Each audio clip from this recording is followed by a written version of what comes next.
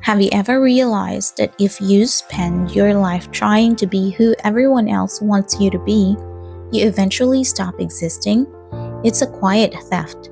You wake up one day and realize your choices, your clothes, and even your dreams aren't yours. They belong to the opinions of people who might not even be thinking about you. This is Sherry, and welcome to a small space where we talk about life, struggles, and the human journey we're all walking. Welcome to our small talk. Psychology tells us about something called the spotlight effect. What is the spotlight effect? It is a classic study by Thomas Gilovich at Cornell University found that we consistently overestimate how much others notice our appearance or our mistakes. We live as if a camera is following our every move, but in reality, most people are too busy worrying about their own spotlight to truly judge yours. So when we care too much, we trigger our brain's amygdala. It is a fear center of our brain. We treat a disapproving look from a stranger with the same biological stress as a physical threat. We are literally living in a state of survival just to fit in. Imagine how stressful it is. The Bible is very clear about this trap. According to Proverbs chapter 9 verse 25 says, "Fear of man will prove to be a snare, but whoever trusts in the Lord is kept safe." A snare is a trap designed to catch an animal and hold it still. This is exactly what happens when we prioritize human opinion. We get stuck. We stop moving toward our purpose because we are afraid of the noise. Also, in Galatians 1, verse 10, Paul asks a piercing question: am I now trying to win the approval of human beings or of God? If I were still trying to please people, I would not be a servant of Christ. You cannot serve two masters.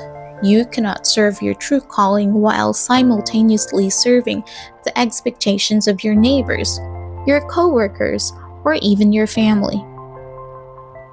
Let's try to look at examples, real life examples. For example, you find a beautiful sunset or a moment of peace, but instead of enjoying it, your brain immediately goes to, how will I caption this so people think I'm happy? Or what if nobody likes this photo? This is a classic case of external validation dependency. When we post for likes, we get a hit of dopamine, but it's short-lived. We become addicted to the digital applause of people we barely know. You try sometimes, okay? I know it's not easy, but you try ghost posting or not posting at all. Just enjoy the sunset for 10 minutes before you even touch your phone and ask yourself, if I couldn't tell anyone about this, would I still enjoy it? Just a little bit of reflection there. Next, when someone asks you for a favor, for example, a ride, a loan, or to join a committee, and you're already exhausted, sometimes you might say yes because you're afraid they'll think you're selfish or you're lazy. But when you say yes out of fear, you aren't being kind, you're being resentful. You have to practice saying, I'd love to help, but I don't have the capacity to do that right now. You'll find that people who truly care about you will respect your boundaries. Always remember this. You'll find that people who truly care about you will respect your boundaries. They will not resent you. And if you're working a job you dislike or living in a city that doesn't feel like home because you're afraid of disappointing your parents or peers, you're living out their dream, not the one God has placed in your heart or your own dream. This is called introjection, where we swallow the values of others without ever checking if they actually fit us. So it leads to burnout and a midlife identity crisis. You have to realize that you are the only one who has to live your life 24/7. Your parents or friends only see snapshots. Their disappointment is a temporary feeling for them. but a wrong life path is a permanent burden for you. Okay, next, for example, you're going through a hard time, maybe a failure or a heartbreak, but you act like everything is blessed and highly favored because you don't want people to pity you or think you're weak. You have to remember, Jesus was moved by people's honesty about their brokenness. Even in the 2 Corinthians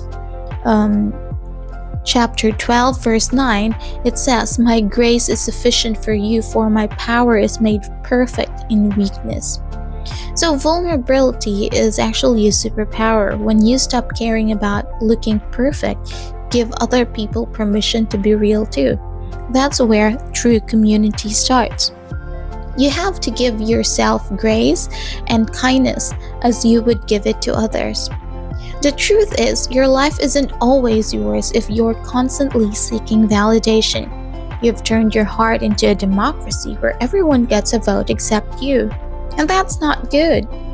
Because here is the freedom. You don't need to be liked by everyone to be valuable. Your value was decided the moment you were created. When you stop caring that they think, you finally have the energy to care about what matters. That's it for today. Always remember, life is beautiful, and if you have quotes, wisdom, or a story that might inspire someone else, or if there's something that you want me to talk about next, please feel free to share it in the comments. I read them, or you can send it to my email at vinomaya@youtube@gmail.com. Maybe one day I'll share and feature your stories on this channel. Thank you so much for being here. Please like, share, comment, and subscribe. I'll talk to you soon. God bless you all.